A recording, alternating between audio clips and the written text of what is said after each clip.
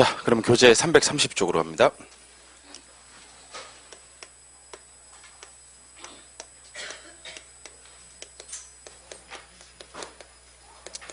부동산 투자론입니다. 투자론. 우리 부동산 학교에서 가장 중요한 게 두 개가 있습니다. 투자론이랑 감정평가론이랑 이 두 개 파트가 가장 중요하고요. 하나 더 추가한다면 수요공급. 이제 우리 지난 수업에 썼던 수요공급이 중요합니다. 1월달, 2월달에는 별다른 얘기가 없으면 수요공급, 투자, 감정평가 요 세 개 파트를 열심히 하라는 측면에서 진도를 좀 바꿔서 투자론을 먼저 진행하도록 할 거니까 그러면 여러분들이 복습할 시간을 제가 벌어드리는 거예요. 사실은 투자론을 먼저 보겠습니다. 투자론은 한 5문제에서 8문제까지 출제가 되고요. 아까 수요공급 했던 거랑 마찬가지로 역순으로 공부해 주시면 참 좋은 파트입니다. 모든 파트가 역순으로 공부하면 좋은 건 아니지만 투자론도 역시 역순으로 공부하면 참 좋습니다. 첫 번째는 지렛대 효과가 첫 번째로 우리가 공부하셔야 될 내용이고, 두 번째는 부동산 투자의 위험과 수익, 세 번째는 포트폴리오라는 게 있습니다. 포트폴리오라는 건 이제 분산 투자에 관한 얘기죠. 네 번째가 화폐의 시간 가치 계산, 다섯 번째가 현금 수지의 측정, 여섯 번째가 부동산 투자 분석 기법입니다. 역시 이것도 부동산 투자 분석 기법은 출제 가능성이 100%가 넘어요. 100% 넘는다는 건 이제 출제되는 건 당연하고요. 한 문제만 나오는 파트가 아니고 2개, 3개까지 출제가 될 수 있는 그런 파트다. 그런 얘기를 하고 싶고요. 현금 수지 측정도 한 문제가 꼭 넘게 나오는 그런 파트입니다. 나머지들은 뭐 한 문제씩 이렇게 생각하시면 될 것 같아요. 그래서 역시 부동산 투자론도 6번부터 1번 쪽으로 역순으로 공부하시는 게 좋을 것 같아요. 그래서 투자론은 제가 진도를 막 빼지는 않으려고요. 시간을 두고 천천히 이해를 시키면서 가도록 하겠습니다. 그래서 수요공급도 마찬가지고 투자론도 마찬가지고 좀 이해해야 될 부분이 많기 때문에 혹시 설명이 좀 빠른 부분은 요거는 별로 안 중요한갑다. 중요한 부분들 위주로 진행을 할게요. 자, 그럼 투자론을 공부하기 위해서는 투자가 뭔지부터 알아야 되니까 투자를 정의해 보도록 하겠습니다. 자, 투자의 정의. 자, 투자란 한 1억 정도를 써서 한 1억 2천만 원을 얻고자 하는 행동을 투자라 그래요. 1억 써서 1억 2천만 원 얻고자 하는 행동 투자라고 합니다. 1억이 뭔데? 1억은 현재 나가는 돈이에요. 반드시 이 돈을 써야 돼. 확실합니다. 그리고 우리는 이것을 지출이라고 불러요. 그럼 1억 2천은 뭔데? 1억 2천은 미래에 들어오는 돈이에요. 반드시 들어오는 건 아니에요. 불확실합니다. 그리고 우리는 이것을 수익이라고 불러요. 그래서 투자의 목적은 요게 목적입니다. 미래 불확실한 수익이 목적이에요. 이 목적 달성을 하기 위해서 이제 희생을 하는 거예요. 어떤 희생이 필요하냐면 현재 확실한 지출이 희생되는 거예요. 그래서 투자란 미래 불확실한 수익을 목적으로 현재 확실한 지출을 희생하는 것을 투자라고 한다. 이렇게 보시면 됩니다. 그래서 투자를 하는 목적은 수익을 얻기 위해서고요. 이 수익은 불확실하다라는 생각을 기본적으로 하셔야 됩니다. 불확실을 두 글자로 위험이라고 얘기를 합니다. 그래서 좀 이따 배우겠지만 제가 그 위험이 뭐예요? 라고 물으면 불확실한 거요. 이렇게 얘기해 주시면 돼요. 위험은 불확실한 거다. 그래서 나중에 국채나 정기예금 같은 데 투자하는 것은 우리가 투자라고 안 하거든요. 그 이유는 국채나 정기예금은 미래 수익이 확실하단 말이에요. 그러니까 투자라는 건 어느 정도 위험 부담을 하면서 수익을 얻고자 하는 것. 즉 불확실한 수익을 얻고자 하는 게 투자지 확실한 수익을 얻고자 하는 것은 투자가 아니다라는 겁니다. 진정한 의미에서 국채나 정기예금 같은 무위험 자산에 투자하는 것은 투자가 아니다. 왜냐하면 확실한 데 투자를 하는 것은 위험 부담이 전혀 없기 때문에. 일반적으로 우리가 투자라고 하면 위험 부담을 하면서 수익을 얻고자 하는 것만 투자다. 이게 투자의 일반적인 정의라면, 두 번째는 부동산 투자와 부동산 투기를 비교하는 정의가 또 있어요. 물론 투자와 투기를 비교하기는 상당히 힘들어요. 근데 학문적으로는 이렇게 비교를 합니다. 부동산을 취득하고 운영하고 처분하는, 그러니까 3단계를 거치는 활동을 투자라고 한다면, 투기는 똑같이 한번 써볼게요. 일단은 취득, 운영, 처분을 쓰고요. 여기서 뭐를 뺄 거냐면 운영을 뺄 거예요. 그래서 투자와 투기를 구분하는 기준은 3단계냐 2단계냐로 구분하시면 돼요. 취득해서 운영하고 처분하면 투자, 취득하고 운영 없이 처분하면 투기, 이렇게 되는 거예요. 자, 그럼 이때 취득 단계에서는 보통 지출을 해요. 지출합니다. 돈을 쓴다. 운영과 처분 단계에서는 보통 뭐를 얻는다? 수익을 얻는다. 그럼 투자에서는 수익이 두 가지가 있는 거예요. 운영을 통해서도 수익을 얻고 처분을 통해서도 수익을 얻는 거예요. 근데 투기에서는 운영을 통한 수익은 얻고 처분을 통한 수익만 얻는 거지. 이때 운영을 통한 수익을 소득 이득이다. 영어로는 인컴 게인즈라고 하고요. 처분을 통한 수익을 자본 이득이다라고 불러요. 그래서 운영 통한 수익은 소득 이득, 처분 통한 수익은 자본 이득이라고 하는데, 소득 이득은 이제 투자에서만 얻어지고요. 자본 이득은 둘 다 해서 얻어지고요. 참고로 말씀드리면 소득 이득이란 건 이제 부동산을 보유하는 기간 동안에 부동산을 운영을 해서 매기간 발생하는 지대나 임대료 같은 걸 얘기하는 거예요. 자본이득은 기간 말 처분 시점에 딱 한 번만 발생하는 매매 차익이나 양도 차익 같은 것들을 얘기하는 거고요. 이 얘기는 뒤에 가서 한 번 더 할 건데, 소득이득을 계산하는 과정이 이제 단위당 임대료에다가 임대 단위수를 곱해. 그럼 가능총소득이 나와요. 거기서 공실 불량부채 털고 기타 소득 다음에 유효총소득 나오고.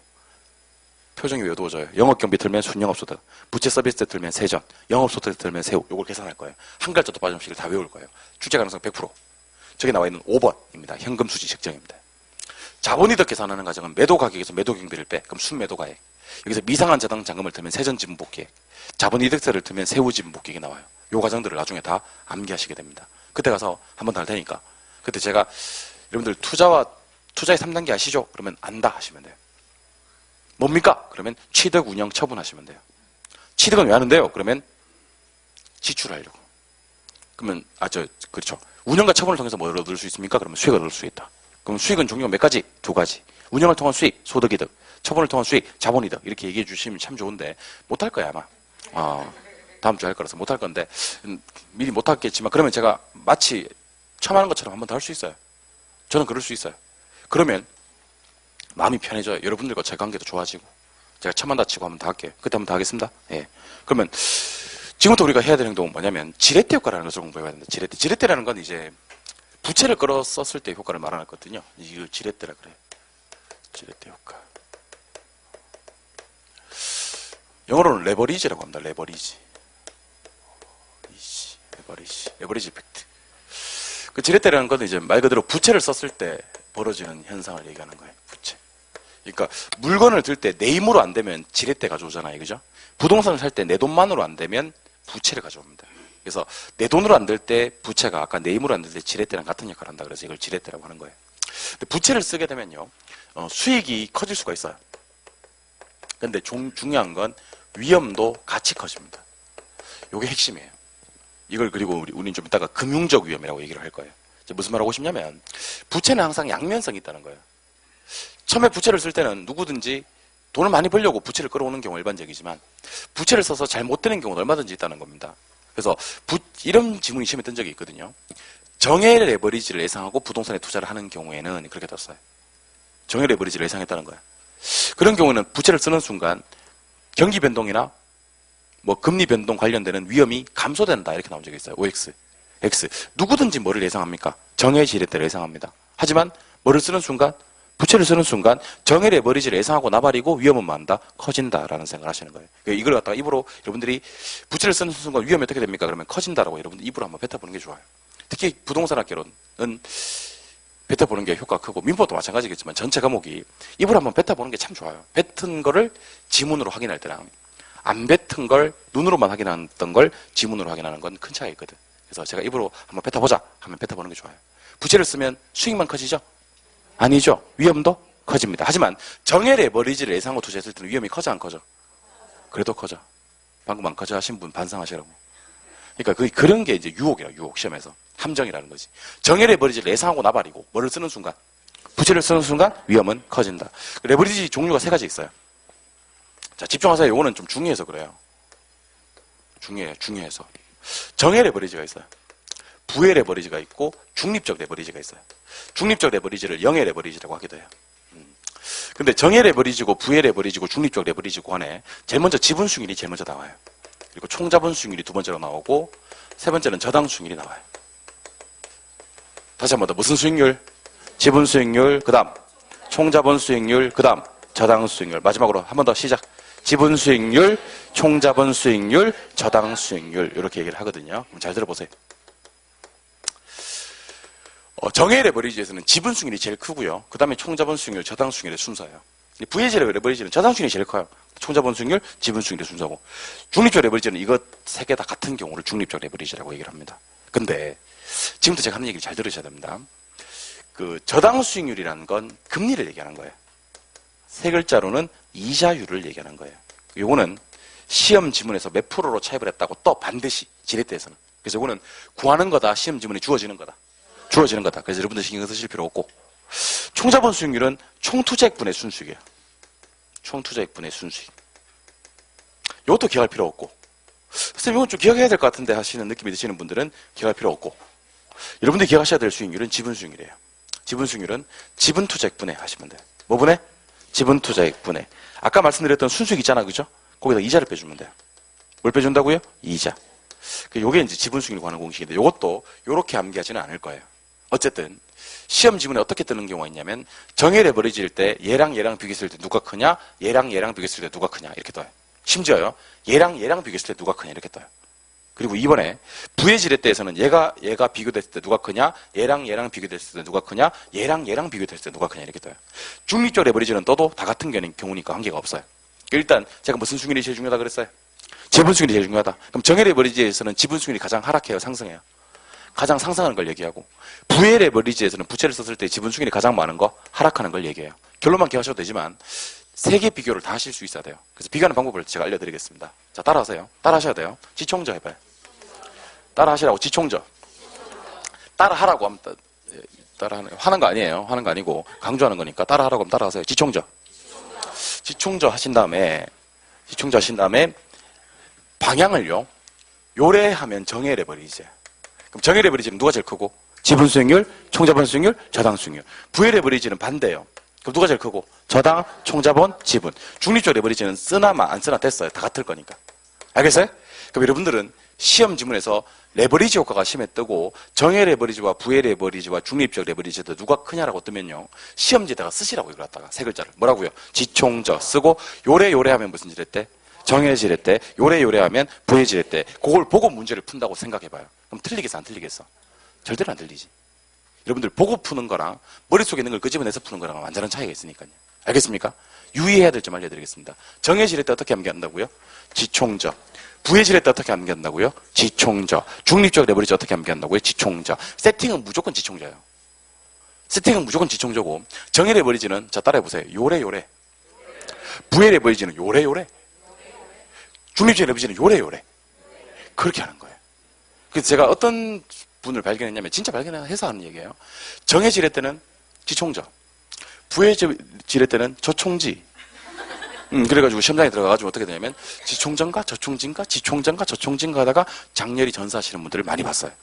여러분들 암기는요 무조건 한 방향으로 암기합니다. 뭐로만? 지총저 세팅하고 방향이 요 방향일 때 정의 지렛대, 요 방향일 때 부의 지렛대, 같으면 중립적 지렛대 이렇게 하는 겁니다. 알겠습니까? 자 그러면 여러분들 지금부터 저랑 지렛대 효과 실제 예시를 가지고 문제를 한번 풀어보도록 할게요. 7번 보세요. 1, 2월 때부터 계산 문제 나간다 그랬었어요 제가.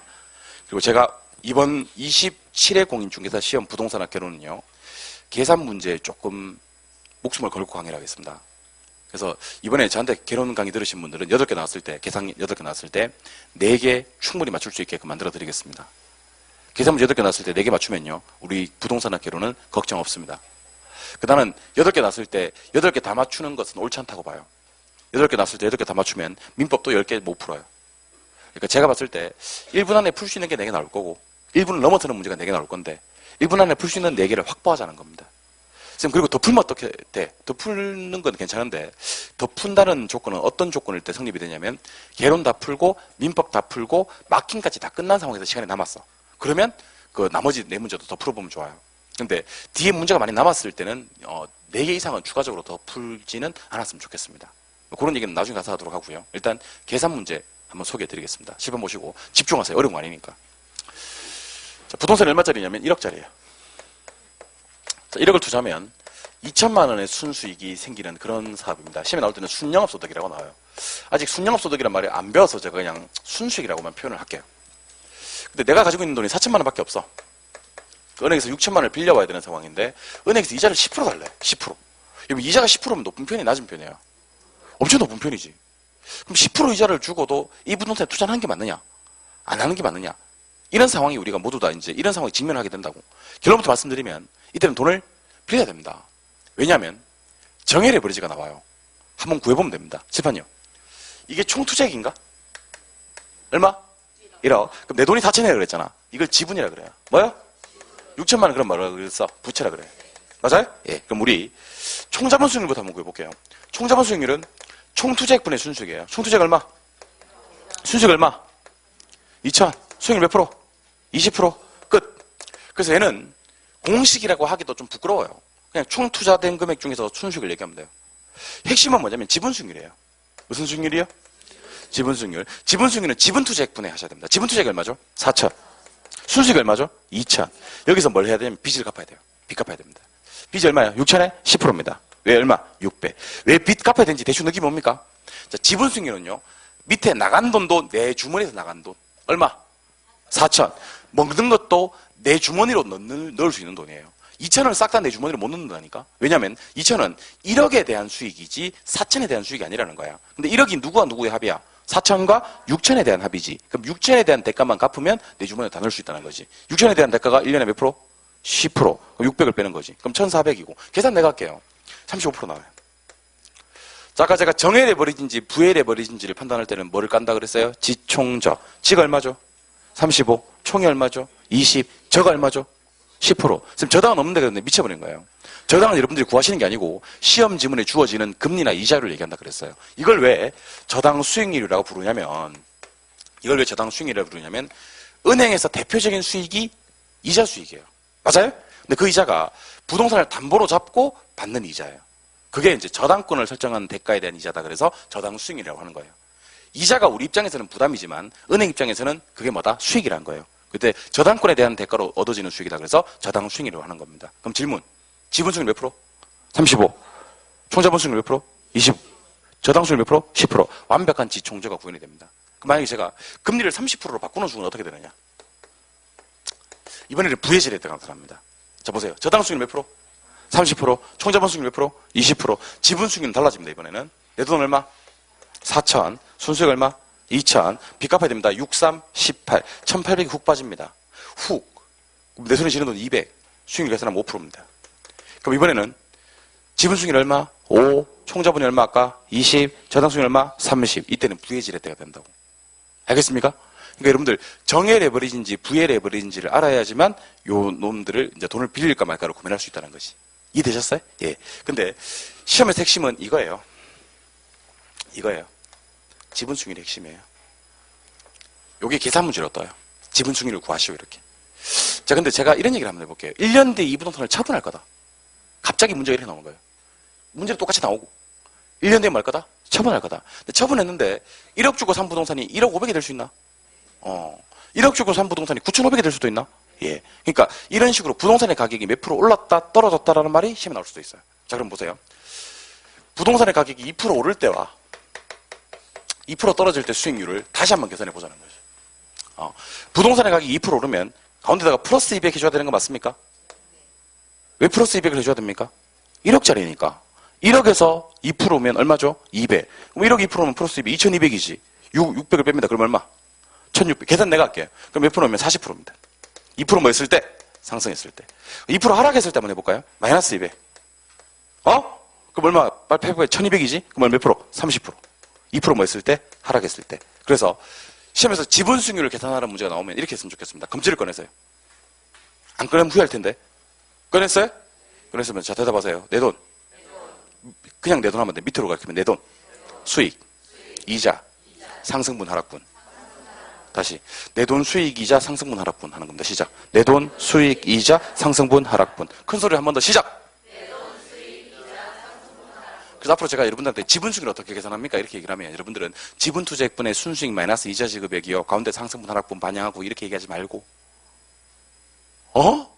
그렇게 하지 말고. 어떻게 하자고요? 내 돈, 수익, 이자, 상승분, 하락분. 여러분 제가 그 공식이 있는데 굳이 이렇게 하는 이유는요. 이 방식으로 문제를 푸니까 여러분들이 시험장에 가서 적용을 더 잘하더라는 겁니다. 그러니까 다른 사람들은 문제 해석하고 앉았다니까. 자, 보자. 얼마짜리인지 보자. 하고 있을 때 우리는 빨리 내 돈 찾아서 밑에 넣자는 거예요. 빨리 수익 찾아서 위에 올리자는 거예요. 빨리 이자 계산해서 빼자는 거예요. 가운데 뭐 반영하고 상승분 있으면 상승분, 하락분 있으면 하락분. 한 번 더 합시다. 시작. 내 돈, 수익, 이자, 상승분, 하락분. 지렛대 효과 클리어입니다. 이제 끝났어요. 공부할 게 없다니까. 지렛대 효과는 부채를 썼을 때 효과 맞습니까? 수익 커지죠? 위험은요? 같이 커져요. 근데 정혈의 버리지를 예상했을 때는 위험이 커져 안 커져? 그래도 커져요. 종이는 몇 개? 3개. 정의 지렛대, 부의 지렛대, 중립적 지렛대가 있는데 어떻게 계산한다고요? 지, 총, 저 한 다음에 요래 하면 무슨 지렛대? 요래 하면 중립적 지렛대. 제일 중요한 게 지분수익을 계산하는 건데 지분수익을 어떻게 계산한다고요? 시작. 내 돈, 수익, 이자, 상승분, 하락분. 그러니까 내 돈, 수익, 이자, 상승분, 하락분을 알고 시험장에 가서 지분수익을 틀리는 사람은 저는 그동안 보지 못했습니다. 알겠죠? 아직 1월달인데 이건 제가 조건만서로 만들 거예요. 내 돈, 수익, 이자, 상승분, 하락분은 조건만서로 만들 테니까 수익을 계산해 주실 수 있었으면 좋겠습니다. 됐어요? 이번엔 위험에 대해서 살펴보도록 하겠습니다. 분위기가 참 고요하네요, 오늘. 좀 활력이 넘치고 해야 되는데 좀 어려운 거여서 그런가? 분위기가 좀 너무 고요하네요. 주무신 건 아니죠? 아니죠? 안 보여서 그랬어요? 저기 자다가 이렇게 놀라는 경우 있거든요. 그런 경우 있어요. 자다가 이렇게 탁 놀래가지고 이렇게. 그래서 그런 게 아닌가 싶습니다. 아니죠? 믿어도 되죠? 예. 자다가 놀라면 딱 나는 소리인데, 절로 내가 아까 못 봤어요. 봤었어야 되는데. 예. 자다가 놀라면 나도 깜짝 놀라요, 진짜. 자다가, 여러분들 저기 몰래 자는 사람들이 있거든요. 이렇게 맨 앞에 앉아가지고 몰래 자다가 놀라면 얼마나 놀라는 줄 알아요? 예. 그 자다가 자주 놀라는 사람들 앞에 앉지 마요. 놀래니까. 칠판 보세요. 이번에는 위험에 대해서 얘기를 해볼 겁니다. 위험. 자, 칠판 보죠. 위험이 뭔지 아세요? 위험은 불확실한 걸 얘기해요. 뭘 얘기한다고요? 불확실한 걸 위험이라 그래요. 그럼 지금부터 제가 위험의 반대말에 대해서 한번 얘기해 보죠. 위험의 반대말은 이제 확실한 거예요. 이런 자산들을 갖다 우리는 무위험 자산이라 그래요. 무위험 자산. 어떤 것들이 있냐면 국채나 정기 예금 같은 자산을 무위험 자산이라 그래요. 여기 투자했을 때 수익률을 뭐라 부르냐면 무위험율 이렇게 얘기를 합니다. 뭐라고 한다고요? 무위험율. 그럼 무위험 자산, 무위험률이 뭔지 알려드리겠습니다. 잘 들으세요. 1년 만기 정기금리 금리가 예컨대 2%다라고 정합시다. 1년 만기 정기금리 금리가 2%다. 그럼 2%는요? 2%는 수익은 1년 뒤에 확실하게 내가 먹어 못 먹어? 먹어. 위험 부담이 전혀 없이도. 근데 앞에 붙어있는 1년이라는 시간을 흘려보내줘야지 얻을 수 있는 수익이 맞습니까? 그래서 얘는 시간에 대한 대가로 주는 수익이다 이렇게 얘기를 해요. 무엇에 대한 대가? 그러니까 모든 투자자들에게 무위험률은 동일합니다. 달라질 수가 없어 무위험률이 사실은. 그런데 무위험률이 일반 경제 상황에 따라 변해요. 일반 경제 상황에 따라. 그래서 1, 4분기, 2, 4분기, 3, 4분기, 4, 4분기에 정기금 금리는 달라져요? 안 달라져요? 달라질 수도 있죠. 그러니까 그거는 투자자가 누군지를 가리는 게 아니라고 무엇에 따라? 일반 경제 상황에 따라 달라지는 거다. 이걸 지울 테니까 칠판 보세요. 이제는 말할 수 있어야 됩니다. 예. 불확실한 걸 뭐라 그래요? 위험이라 그래요. 그 위험의 반대말을 묻는 거예요. 위험의 반대말은 확실한 거. 맞아요? 그걸 갖다 뭐라고 한다? 무위험. 그러면 위험이 전혀 없는 자산을 뭐라 부르고? 무위험 자산. 그런데 투자했을 때 수익률을 무위험율. 됐어요? 어떤 거 있고요? 국채나 예금 같은 거 있고 무엇에 대한 대가로 주는 수익이다. 시간 때운다고 고생하셨어요 하고 주는 수익이고 무엇이 변하면? 일반 경제 상황이 변하면 무위험률은 변한다 이렇게 하시는 거예요. 좀 이따 한번 더 물을 거라서 지금 대충 한번 본 거예요.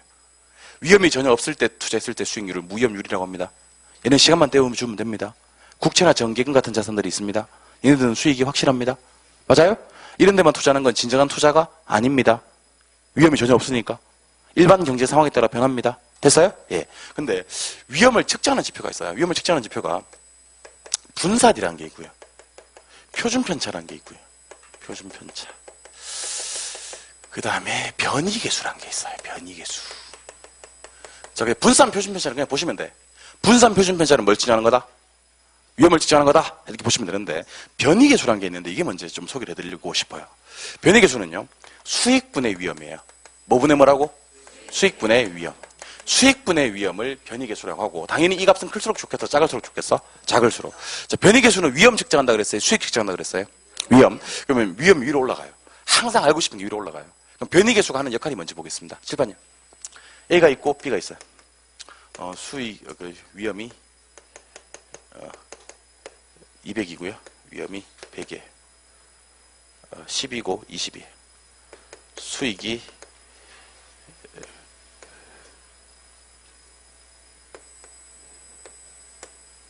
300. 칠판 보시고 한번 대답해 보세요. 질문 드리겠습니다. A가 위험해요? B가 위험해요? B가 위험하지. 아니 B가 위험하지. A는 위험이 얼마인데? 10인데 B는 위험이 20이잖아. 그럼 누가 위험해요? B가 위험하지. 근데 그거는 순수 위험만 봤을 때 그래요. 뭐만 봤을 때? 위험 봤을 때. 근데 우리가 투자할 때는 위험만 봐요? 수익도 같이 봐요? 자, 그럼 수익을 보겠습니다. 사실은요, B가 위험하다는 데는 이론의 여지가 없어요. 근데 A는 수익을 얼마 얻기 위해서? 200을 얻기 위해서 위험을 10을 부담하는 거예요. 맞아요? B는 수익을 얼마 얻기 위해서? 300을 얻기 위해서 20을 부담하는 겁니다. 이렇게 하면 안 되는데. 잠깐만 자습하고 계세요. 이렇게 하면 안 되는데. 20, 30, 100, 200. 쪽팔려. 20, 30. 쪽팔려. 편집. 옵션 다시 갑니다. 처음 하는 것처럼. 자, 그러면 A가 위험해, B가 위험해. B가 위험하죠? B가 위험하다는데 이론의 여지가 없습니다. 근데 우리가 투자를 할 때는 위험만 보고 투자하는 경우는 없다는 거지. 뭐도 같이 보고 수익도 같이 보고 투자하는 게 일반적이라는 거지. 지금 한번 7번 보세요. A는 수익을 얼마 얻기 위해서? 100을 얻기 위해서 위험을 20보다 많은 거예요. 위험은 B는 수익을 얼마 얻기 위해서? 200을 얻기 위해서 위험을 30보다 많은 거고. 그럼 만약에 A가 B랑 똑같이 수익을 얼마 얻고자 한다면 200을 얻고자 한다면 위험을 사실 얼마 부담해야 되는 거냐면 40을 부담해야 되는 겁니다. 똑같이 수익을 200 얻고자 한다면 사실상 더 위험한 건 A란 거지. 그렇지 않습니까? 근데 우리가 보통 투자를 할 때는 위험만 봐, 수익도 같이 봐. 수익도 같이 보지. 따라하세요. 수익을 고려한 위험의 크기. 시작. 한 번 더 하세요. 수익을 고려한 위험의 크기. 그게 그 유명한 변이계수예요. 변이계수는 수익분의 위험, 수익분의 위험 하시면 돼요. 그럼 얘는 얼마냐면 0.20이 나오고요. 얘는 0.15가 나와요. 그러면 사실상 변이계수가 더 높은 게 누구예요? 0.20, A라는 거지. 그럼 사실상 누가 더 위험한 것으로? A가 더 위험한 것으로 판단하시면 됩니다. 그러니까 위험만 보고 싶을 때는 분산 표준 편차만 보셔도 돼. 알겠습니까? 근데 수익을 고려한 위험의 크기를 보고 싶을 때는 뭐를 보셔야 되고? 변이계수를 보셔야 되고, 변이계수는 무엇을 고려한? 수익을 고려한 위험의 크기로서 그 값이 많을수록 좋다, 작을수록 좋다고 하시면 됩니다. 두 번째. 방금 봤던 건 위험이고요. 두 번째는 수익에 대해서 한번 얘기를 해보죠. 수익. 수익을 측정하는 지표는 기대 수익률이나 평균을 보면 돼요. 평균은 확률로 계산하는데, 우리 시험에서는 뭘 구하라고 얘기를 하냐면요. 기대 수익률을 구하라고 많이 얘기를 해요. 기대 수익률을 구하라. 수익을 측정할 때 뭘 본다고요? 기대 수익률. 근데 기대 수익률 어떻게 구하냐면요. 자, 따라하세요. 곱해서 더한다. 시작. 자, 기대 수익률은 곱해서 더해서 구합니다. 문제를 하나 볼 건데요. 우리 교재 페이지 339쪽으로 갑니다. 자, 교재 페이지 339로 갑니다. 자, 우리 중간중간에 계산 문제 푼다 그랬었어요. 예. 길잡이 문제 1번에 가니까 이런 문제 나오네요. 가상적인 아파트 투자 사업에 대해서 미래 경제 환경 조건에 따라서 추진된 수익률이 예상치가 아래와 같다고 가정할 때 기대 수익률을 구하라라는 문제 있습니까? 여러분들 이거 좀 읽어주셔야 되거든요. 자, 7번요. 경제 환경이 비관적일 수가 있고, 경제 환경이 정상적일 수가 있고, 경제 환경이 낙관적일 수가 있다. 이렇게 돼 있습니까? 예. 그리고 확률이 나와 있는데 비관적인 확률이 몇 프로? 밑에 건. 확률은 그렇고요. 수익률을 보니까 옆에 얼마? 4%? 그 다음에 8%? 그 다음 13% 이렇게 되어 있습니다. 그리고 문제가 어떻게 끝나냐면 기대 수익률을 구하라 하는 문제가 나옵니까? 예. 퀘스천 마크 앞에 기대 수익률이 있습니까? 칠판요. 자, 기대 수익률은 뭘 측정하는 건데? 수익을 측정하는 건데 기대 수익률은 어떻게 구한다고요? 곱해서 더한다 이렇게 구해요. 이거 연습하셔야 돼요. 자, 보세요. 20% 곱하기 4% 하면 얼마예요? 0.8이 나와요. 8 안 나와요. 20% 곱하기 4% 하면 0.8이 나와요. 알겠어요? 나중에 집에 가서 한번 해봐요. 계산기에다 대고 20% 곱하기 4% 딱 때리잖아요. 계산기 0.8이 딱 떠요. 68에 4.8. 48 하지 맙시다. 우리 인간적으로. 4.8. 그 다음에 이거는 2.6. 요거 곱했잖아요? 우리 그동안 뭐 했어요? 곱했잖아요? 그럼 이제는 다 하면 돼요. 맞아요? 그럼 이거 얼마냐면 8.2%가 돼요. 전화 몇 번? 4번. 미리 말씀드립니다. 기대 수익률 구하라는 문제 틀려버리시면요. 그의 시험에 합격할 방법 없습니다. 그리고 이거 푸는데 걸리는 시간은요. 절대로 30초가 넘지 않습니다. 30초 넘는 사람은 이상한 사람입니다. 그리고 기대 수익률 구하는 방법은 이 방법밖에 없습니다. 뭐 해서? 뭐 한다? 뭐 해서? 뭐 한다? 기억하시기 바랍니다. 알겠죠? 예. 곱해서 더한다, 곱해서 더한다. 기억하시면 좋겠습니다. 그래서 기대 수익률은 곱해서 더한다, 곱해서 더한다. 기억하시면 좋겠습니다. 되셨어요? 예. 계속 갑니다. 부동산 투자의 위험이 있어요.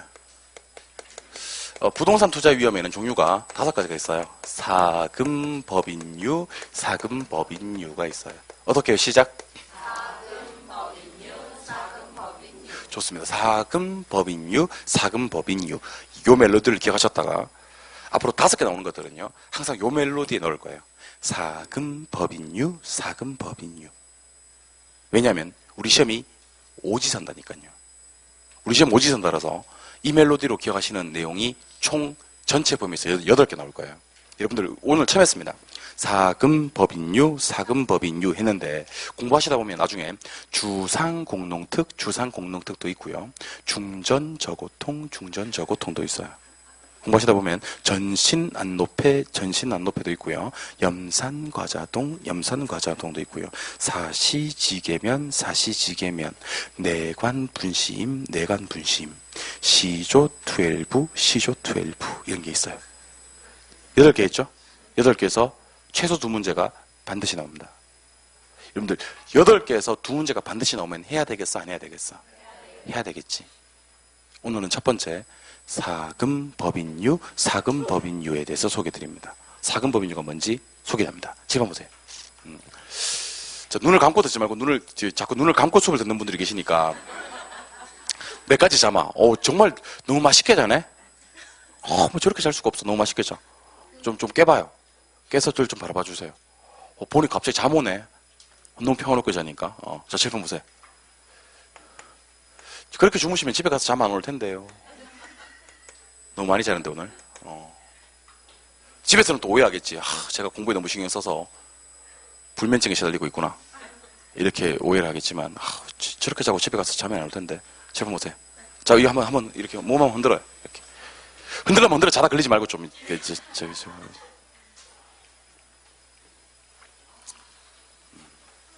이상한 소리 내지 말고 몸만 흔들어. 예. 흔들었어요? 예. 제발 한번 보세요. 그래. 한 시간에 한 번씩 몸을 흔들면, 한 30분 지나서 몸을 흔들면 참 좋을 것 같네. 예, 그게 좀 이렇게 리프레시 되니까, 그죠? 예. 지금 보세요.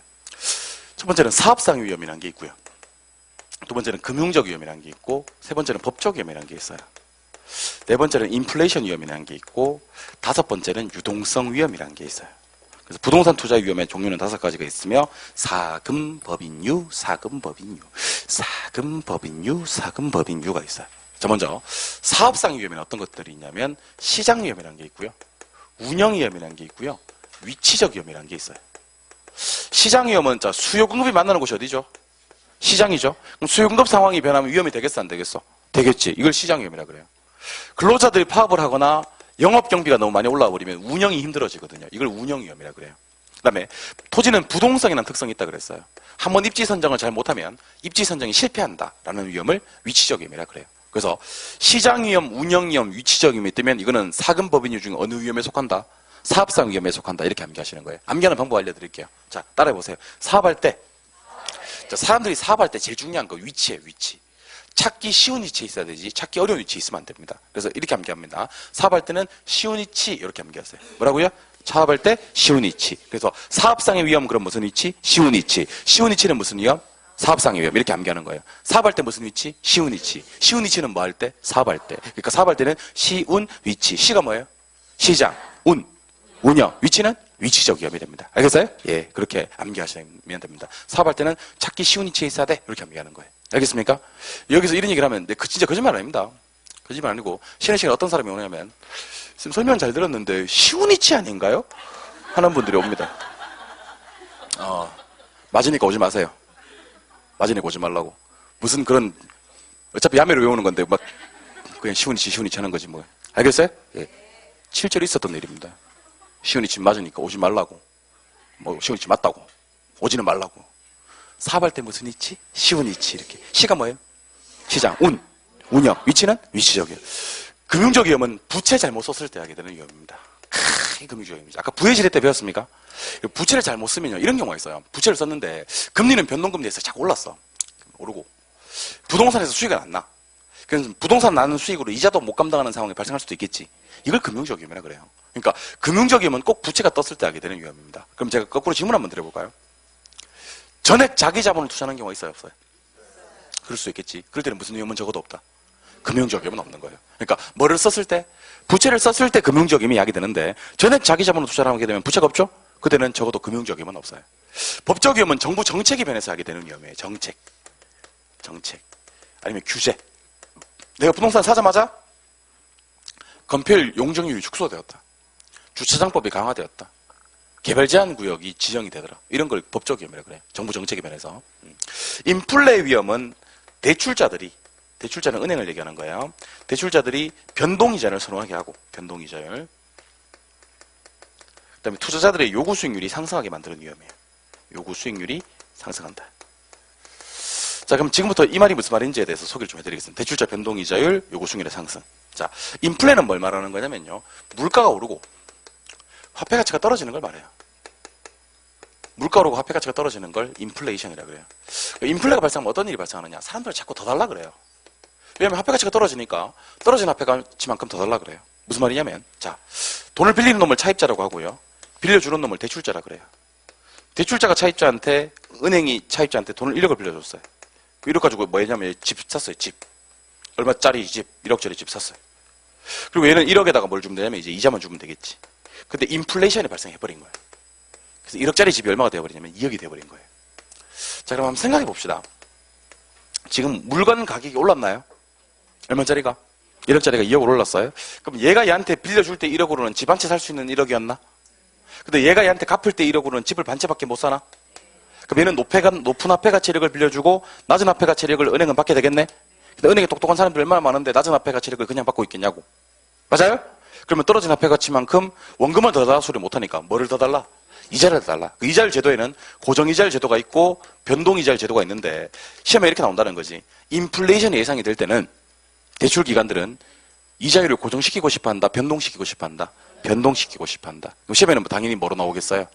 대출자들은 고정이자율을 선호한다 이렇게 나온다고요. 그럼 OX, X. 근데 이게 고정 변동 이렇게 암기하다 보면 암기해야 될 것들이 너무 많아지니 그러지 말고 인플레이션이 예상될 때는 사람들은 덜 달라고 한다, 더 달라고 한다, 더 달라고 한다. 떨어진 화폐 가치만큼 더 달라고 한다. 대출자들은 이자율을 변동시키고 싶어한다, 변동이자율. 됐습니까? 예. 투자자들도 원래는 특정 부동산에 한 10% 정도 수익만 주면 투자를 하려고 그랬었어요. 근데 인플레가 발생하면 화폐 가치가 떨어져 버리잖아요? 그럼 한 13% 달라고 할 수 있어, 없어? 있어. 덜 달라고 한다, 더 달라고 한다, 더 달라고 한다. 요구 수익률이 뭐 한다? 상승한다. 그러니까 인플레가 뜨면 더. 그러면 대출자들은 무슨 이자를 선호하고? 변동이자율. 이자 더 달라. 투자들은 뭐 더 달라? 수익 더 달라. 요구 수익률이 뭐 한다? 상승한다.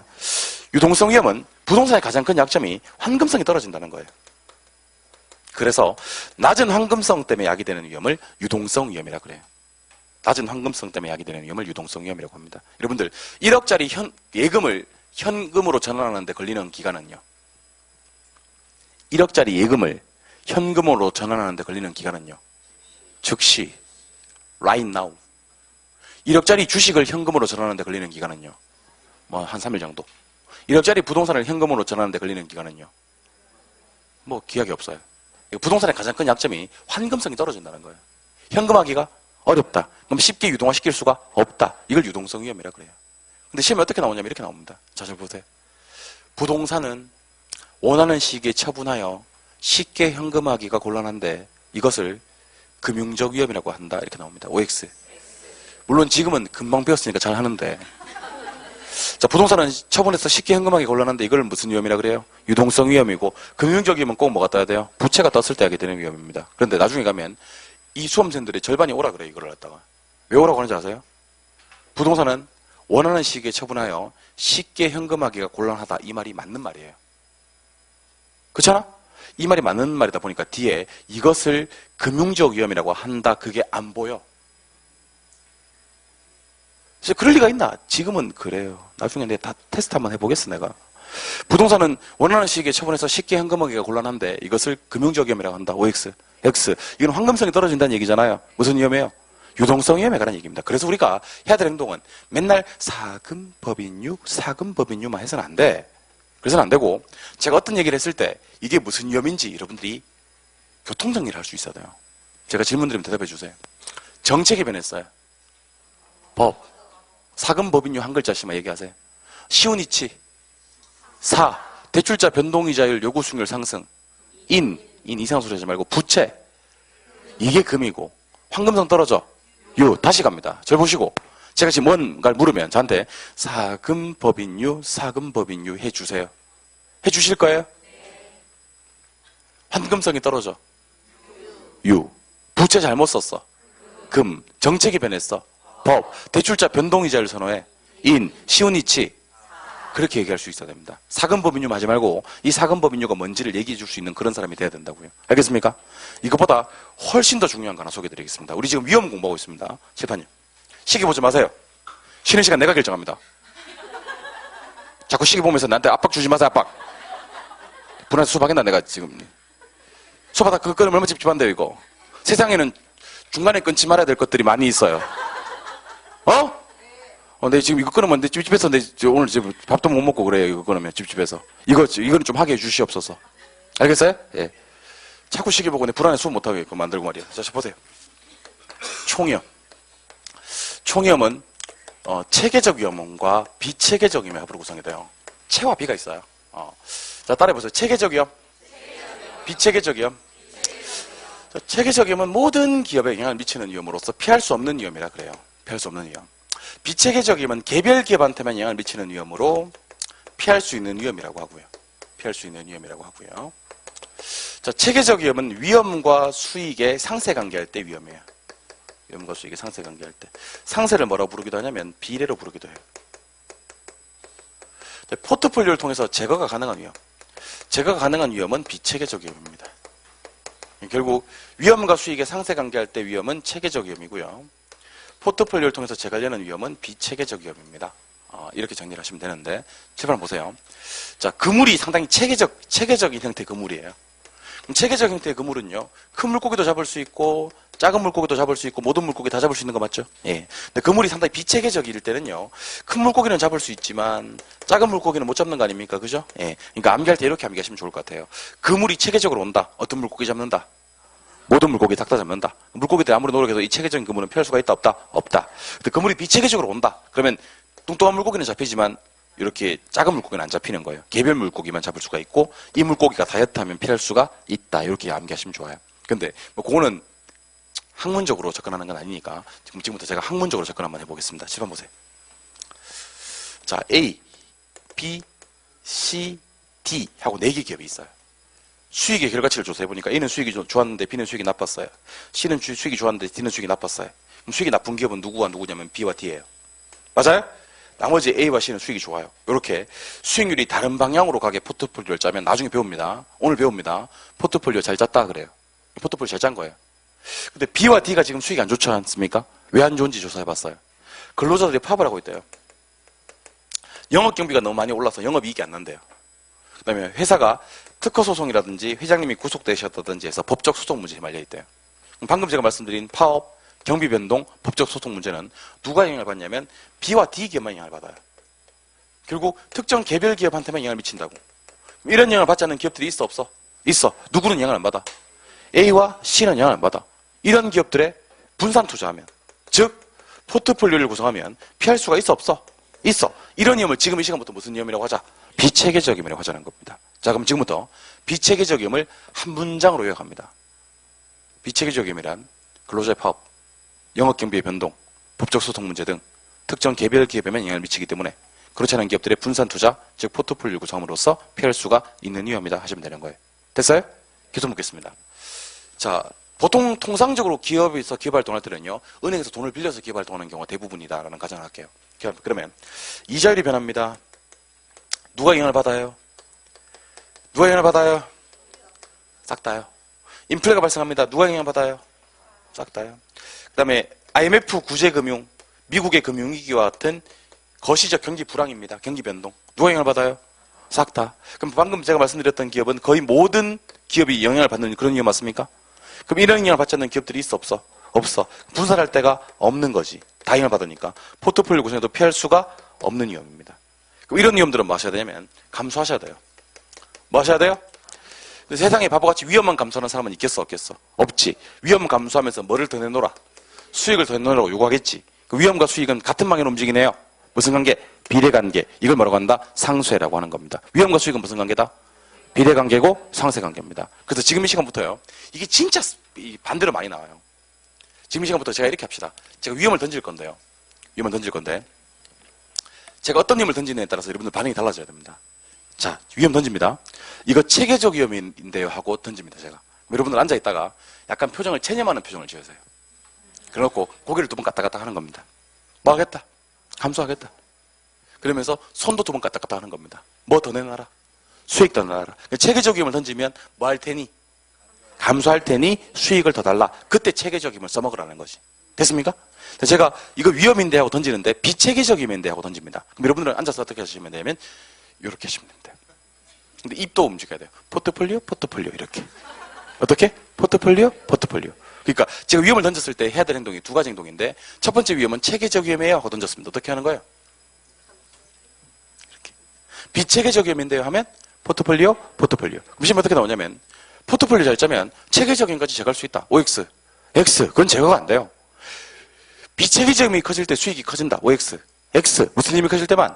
체계적 힘이 커질 때만 감소하면서 수익이 커지는 거예요. 그러니까 위험과 수익이 상쇄관계다 비례관계 할 때는 무슨 위험을 써먹고? 체계적이요. 포트폴리오를 통해서 제거하려는 위험은 비체계적. 자, 그럼 지금부터 상당히 유명한 단어인 요것에 대해서 소개를 좀 해드리겠습니다. 상쇄라는 단어. 자, 따라해보세요. 상쇄. 자, 상쇄를 가장 쉬운 말로 바꾸면 요런 말로 바꿀 수가 있어요. 요거 읽을 때 카바라고 읽으면 됩니다. 뭐라고요? 카바. 자, 지금부터 우리 상쇄, 카바에 대해서 얘기해보죠. 주식이라는 자산과 정기예금이라는 자산을 비교 한번 해보겠습니다. 주식은 통상 위험이 커요? 작아요? 커요? 근데 수익도요? 커요. 그럼 주식에 투자하는 사람도 있어요? 없어요? 있죠. 그럼 주식에 투자하는 사람들은 위험하다는 단점을 알고 투자해? 모르고 투자해? 알고 투자합니까? 왜냐면 수익이 높다는 뭐가? 장점이 그걸 커버해 주니까 그래요. 맞아요? 예금에 투자하는 사람들은 수익이 낮다는 단점을 알고 투자해? 모르고 투자해요? 알고도 투자해요. 왜냐하면 안전하거든. 위험이 작거든. 이건 단점이 장점이에요. 장점. 그럼 예금에 투자하는 사람들은 수익이 낮다는 단점을, 수익이 낮다는 장점이 커버해 줘 버리는 거예요. 그럼 이번에는 우리가 배운 단어로 바꿀게요. 주식은 높은 위험을 누가 상쇄시키는 거예요? 높은 수익이 상쇄시키는 거고, 예금은 낮은 수익을 누가? 낮은 위험이 상쇄시키는 거예요. 위험과 수익은 서로가 서로를 뭐 시켜주는 관계인데? 상쇄시켜주는 관계인데, 상쇄시키려면 꼭 어떻게 움직여야 돼요? 비례로 움직여야 돼요. 왜냐하면 높은 위험은 높은 수익으로만 상쇄가 되거든.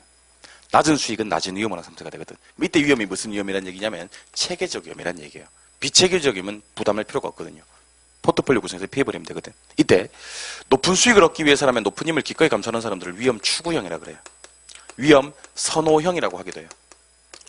같은 값이면 덜 위험한 쪽에 투자하겠다는 사람들 위험 회피형이라 그래요. 물론 위험 회피형 중에서도 좀 공격적이고 보수적인 투자자들로 나눠질 수는 있어요. 그리고 위험 중립형이라는 게 있는데 필요는 없는데, 위험 중립형은 위험에는 관계없이 수익에 따라서만 행동하는 사람들을 위험 중립형이라고 부릅니다. 그래서 결론만 제가 소개해 드릴게요. 높은 위험을 얻기 위해서라면 높은 수익을 기꺼이 감수하는 형은 무슨 형? 위험 추구형. 같은 값이면 덜 위험한 쪽에 투자하겠다. 위험 회피형. 그 다음에 위험에 관계없이 수익에만 따라서 행동하겠다. 위험 중립형. 그렇게 얘기하는 겁니다. 되셨습니까? 교재를 보면서 한 번 더 확인해 보도록 하죠. 자, 우리 교재 페이지 앞으로 갑니다. 앞에 330쪽으로 갑니다. 자, 330쪽 가시면 부동산 투자의 의 나옵니까? 330쪽 부동산 투자의 의 나옵니까? 동그라미 1번에 체킹. 1번에 체킹. 2번, 3번은 그냥 묶으시고. 2번, 3번 묶었어요? 예. 오른쪽 페이지로 가시면 소득이득과 자본이득이 있습니까? 그 별표 한 개. 소득이득과 자본이득. 그리고 한 장을 넘기셔서 딱 중간에 부동산 투자의 장점과 단점에서 표가 하나 나옵니까? 거기도 별표 한 개 때려두시고 시간 날 때 한번 보세요. 장점에는 어떤 것이 있고 단점에는 어떤 것이 있는지. 3번으로 내려가시니까 지렛대 효가 나옵니까? 요거 별표 3개. 별표 3개. 지렛대 효가 이번에는 별표 3개 때립니다. 제가. 나올 것 같아요, 느낌에. 옛날엔 2개짜리였는데 제가 사기로 바꿉니다. 지렛대 효과는요, 일단 동그라미 1번, 2번, 3번 3개를 묶어주시고요. 오른쪽에 가시면 가로 2번에 수익률이 있습니까? 걔도 동그라미 1번, 2번, 3번을 묶어주시는데 2번에다가 별 하나 더 때리세요. 무슨 수익률? 지분 수익률. 가로 3번에 지렛대 효과의 유형이 있습니까? 1번, 2번, 3번을 묶어주시고요. 1번, 2번, 3번 묶어주셨으면 정의 지렛대나 부의 지렛대나 중립적 지렛대나 전부 다 뭐를 깔아놓고 지총적 깔아놓고 방향이 왼쪽이면 무슨 지렛대? 정, 오른쪽이면 부, 싹 다 같으면 중립적 지렛대, 영의 지렛대가 되는 거예요. 되셨습니까? 예. 나머지는 다 건너뛰어 버리세요. 건너뛰어 버리시고 우리 교재 339로 갑니다. 339에 가시면 위에 보충학습 나옵니까? 보충학습 별표 3개. 보충학습 제목이 뭐죠? 위험과 수익의 측정. 수익 볼 때는 뭐나 뭐 보고요? 기대 수익률이나 평균 보고요. 위험 볼 때는 뭐 봐요? 분산, 표준 편차, 변이 계수. 근데 지금 수익에 아까 기대 수익률이라고 돼 있습니까? 위에다가 글자로 쓰세요. 곱해서 더한다. 기대 수익률 위에다가 곱해서 더한다라고 쓰라고. 기대 수익률 어떻게 구한다고요? 곱해서 더한다. 쓰시고 곱해서 더하는 게 뭔지 모르시는 분들은 밑에 문제를 마음껏 곱해서 마음껏 더해 보아요. 더해 보아요? 가로 2번으로 내려가시니까 위험의 측정이 있습니까? 거기다 별표 한 개 더 때려주시고 별표 하나 더 때려주시고 한 줄 넘기시면 동그라미 4번에 변이계수법이라는 거 있습니까? 그거 한번 체크해 보세요. 변이계수법. 동그라미 4번. 3번에 부동산 투자의 위험 있습니까? 별 2개 때리시고 부동산 투자의 위험. 첫 번째 글자 동그라미 하면서 외웁니다. 시작. 사금법인유, 사금법인유 하시면 되고. 사금법인유 첫 번째 글자 동그라미 하셨습니까? 다시 왼쪽 페이지로 돌아와서 사업상 위험은 또다시 몇 가지가 나온다? 3가지. 어떻게 암기합니까? 시운, 위치. 시운, 위치도 동그라미 해놓으세요. 시운, 위치. 그러니까 어떻게 암기하시는 게 대충 알겠죠? 어떻게 암기한 다음 사금법인유, 사금법인유 하고 사업할 때 무슨 위치? 시운, 위치. 한 장 넘기십니다. 342쪽에 4번 체계적 위험과 비체계적 위험 있습니까? 거기 별표 3개를 때려버리세요. 중요합니다. 체계적 위험과 비체계적 위험 별표 3개를 때려버리시고 특히 표 있죠, 표. 표를 체킹 한 번 더 하시고요. 이 표에 있는 내용을 기억하시면 좋겠습니다. 알겠습니까? 예. 좀 쉬었다가 수익률로 가도록 하겠습니다. 조금만 더 할게요, 수업.